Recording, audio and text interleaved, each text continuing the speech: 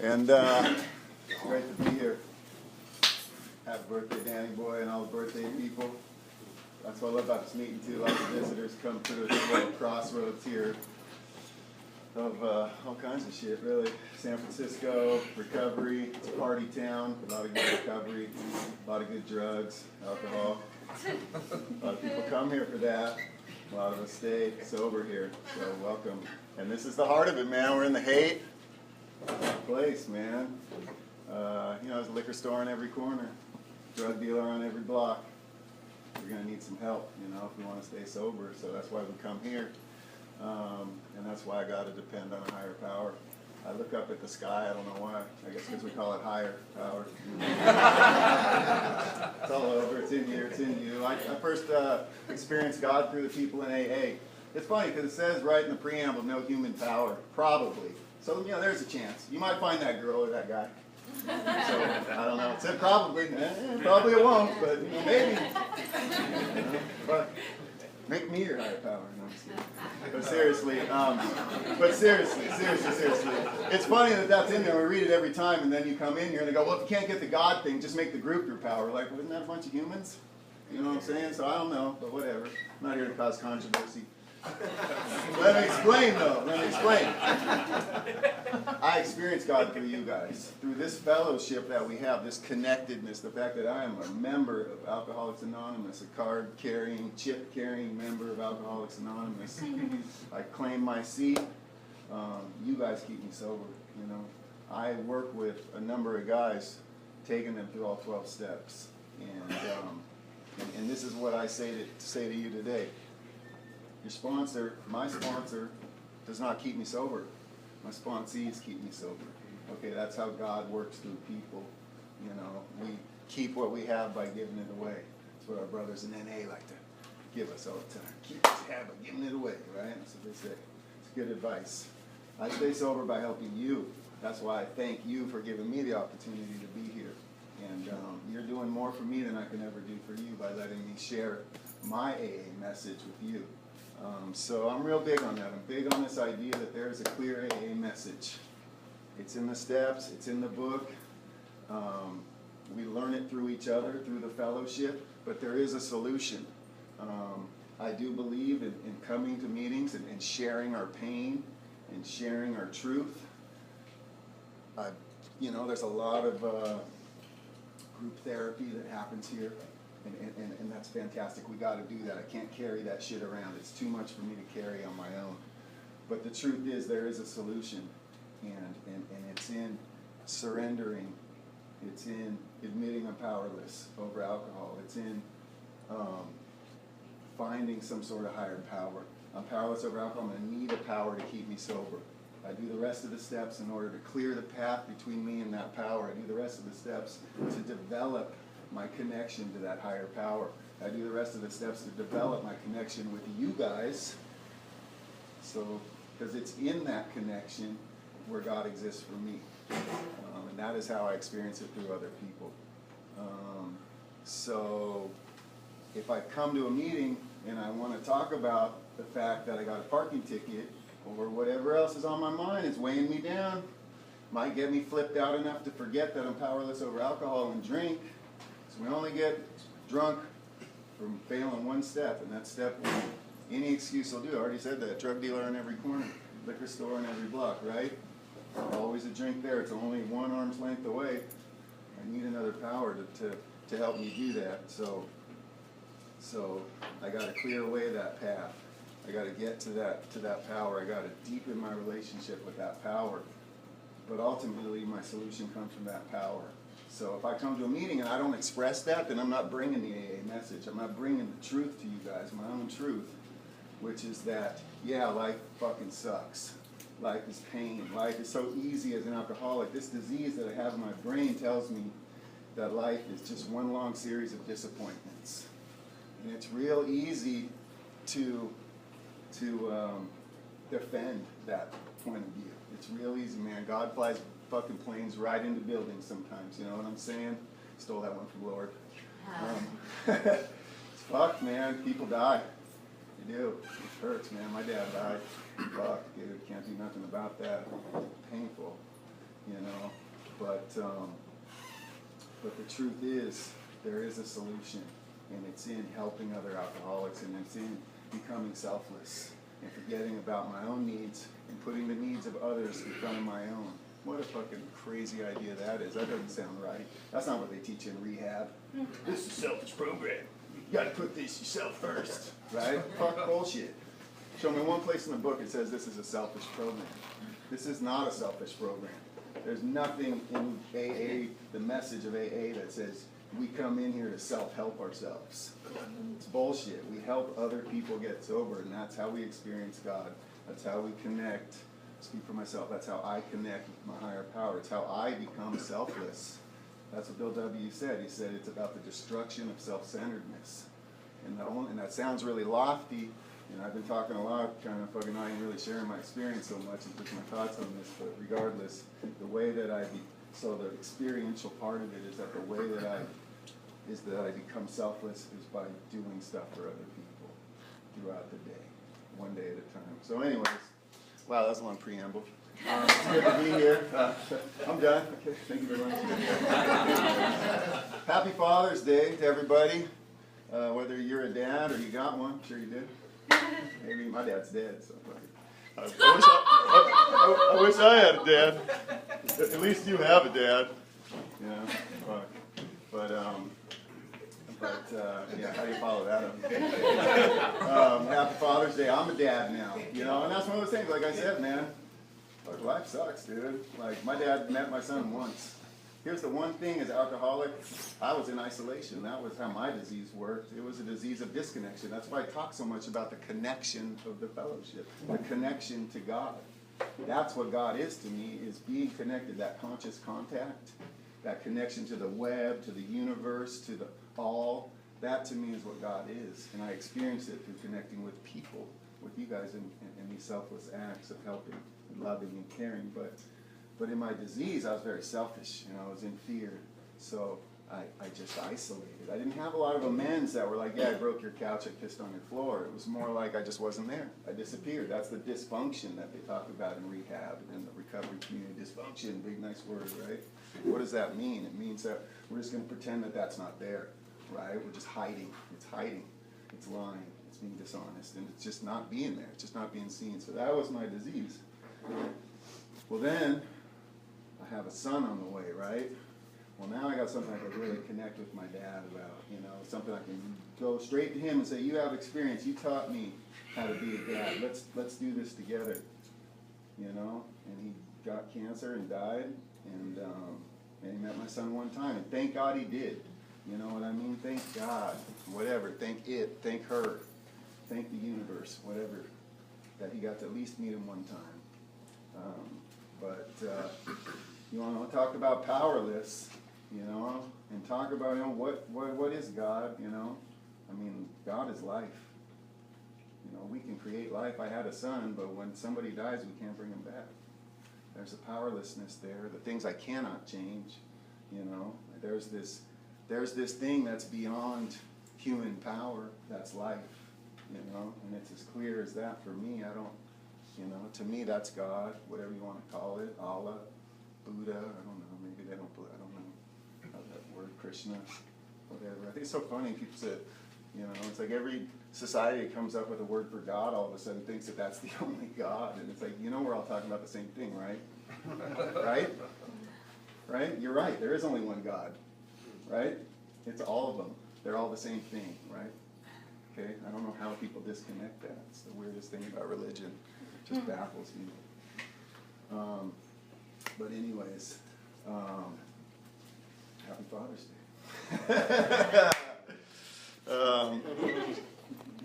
I love that thing in the big book that says, I must turn all things over to the Father of light, who presides over us all. That's a beautiful one. Anyways, trying to get started on my story here. I'm going to be out of time before we get there. I drank like a motherfucker. Love it. Fucking great. Am I right? Come on, man. You didn't come here because booze sucked. You're fucking great, man. That's bullshit. I've heard people say, I don't even like booze. It's like, what the fuck are you doing in AA? I don't like the taste of it. I'm just like, I love that. Yeah, you can tell you had a couple and it tastes great. And the rest of your life, you can get enough. I love the effect of booze. And talk about that connection, okay? Here I am, 14 years old, feeling like I don't fit in, feeling like I'm not as cool as the other kids, not as rich as the other kids. Got some weird hippie name. You know, but man, my mom makes me fucking granola sandwiches for lunch, and I'll eat one bread. Yeah, it was weird, you know. And I wanted to, you know, talk to girls and have fun and be a teenager. And I found booze, and all of a sudden I could do that. Not only did it give me the courage and the fulfillment and make me feel connected to this group of kids that were awesome, man. These guys were crazy. But it also, well, it made me feel connected. You know, that was the main thing. It worked. It was a solution, you know. And the weed and the acid and the ecstasy and all that shit, man, it all worked. It was all just connecting with these people chemically. And there were some cool people, man. I'm not going to deny it, you know. We had a cool little scene, you know. It was like 82, got into skateboarding, punk rock happening in LA, Los Angeles, Oxnard, where I'm from, Ojai, or, you know, Ojai, Ventura.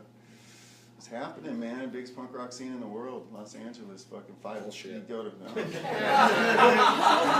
go to the Olympic Auditorium, dude. You see fucking 5,000 punkers. You know, it's fucking crazy. Man.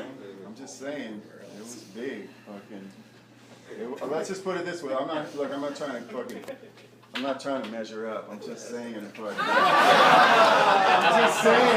just saying there was a big scene and a big community, okay? And I felt a part of it. And in my mind, with the drugs and alcohol, watch this one. With the drugs and alcohol, it seemed like it was the biggest scene in the world. Disease of perception. That's my sponsor, by the way. Trying to keep me honest. I saw it in the BYO documentary. That's what it is. Anyways, I got to be a part of this scene, and it was fucking great, man. It was fun. It was revolutionary. It was this social movement. Never probably be another time just quite like that. I'm sure the kids today will find their own thing, and God bless them, you know. But it was a community that I got to be a part of and to experience firsthand. And alcohol and drugs were right at the center of it. And thank God they were, you know. It was a good way to keep us together, and it was fucking self-destructive, and we all had this death wish, you know. And it was killer, you know. Not only did we get to say fuck you, we got to say fuck me, and fucking hurt myself. It kind of took the pain away and kind of hurt me at the same time. It was great. What a fucking killer, perfect solution. I mean, what was the punk rock scene but just alcoholism in social form, you know what I mean? It's fucking awesome. It's good times. But, you know, I did okay in school, and I fucking went to UCSC, and again, there's a lot of freedom, a lot of drugs, a lot of booze, a lot of partying. Good times, you know. Ended up here in the city in 1991. I wanted to play music, but I'd gotten kind of deep into the skateboard world again, and came up here and was like, am I going to be in a band? Am I going to skate? What am I going to do? Can I do both? Da, da, da. And it was like skate scene kind of took over, and music went to the side. And because I found heroin and fucking other kinds of booze and partying in bars and pints and fucking zeitgeist and fucking I don't even know what they call those bars down there in Lower Haight now, but whatever. They had different names back, not Molotovs, whatever the fuck it was, you know. But Casa Loma, that was fucking killer, you know. Like it was. I didn't need to be in a band. It seemed like at the time I was already partying like a fucking rock star, and it was great, you know. And once again, another scene based around drugs and alcohol, and I felt a part of. And I got to be a part of the skateboard world, and I ended up getting a job at Thrasher magazine, and what a dream come true, you know. Like, that was what I was into, punk rock and skateboarding and partying. I got the job because I knew the guy that had the shit, and fucking they wanted to party. And they're like, oh, you should get this job. And I was like, yes, I should. And I've been there ever since. 21 years, you know. So the first 3 years of that, I was still rolling. And it started to crumble, you know. I was losing my dream, this dream job, this connection to this life that I wanted to be a part of, and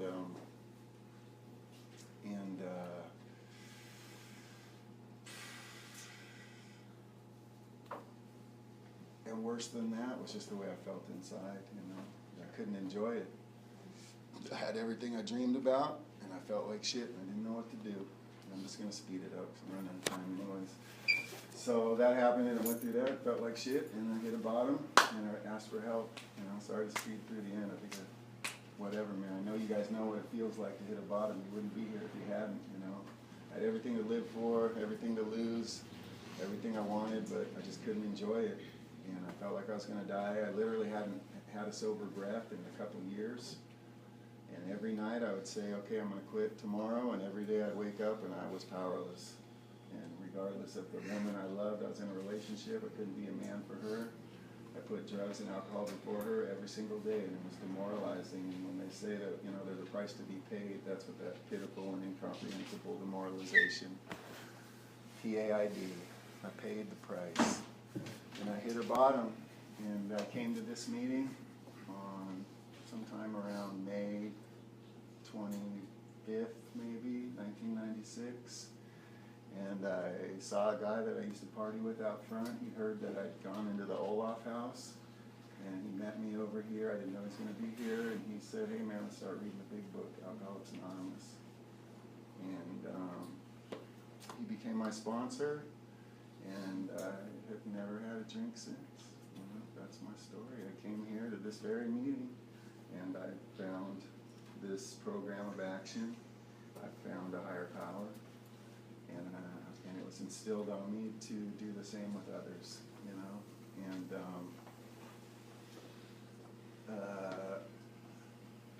got 5 minutes to tell you the rest of my whole fucking life story, but just try to keep it on the AA message, I've gone through the steps numerous times. I have a daily practice, a spiritual program. First thing in the morning, I get up, and I immediately think about God. It's the first thought in my day. Literally when I wake up, I just go, God, just that word. And then I'll start saying like the Serenity Prayer, the third step prayer. I get up and I read the daily reflections. I recommend that for everybody. It's such a fucking killer book because it's all literature based. And it takes you through the 12 steps throughout your year. So every month is another step, right? So I'm constantly learning and analyzing and getting insights from the steps through the literature. Just fucking what a killer book. I want to buy fucking cases of them and just hand them out like fucking now and laters. Fucking Johnny Appleseed, it's fucking awesome. So I started my day with that, and then I know it says shared in a general way, but I'm going to kind of get specific.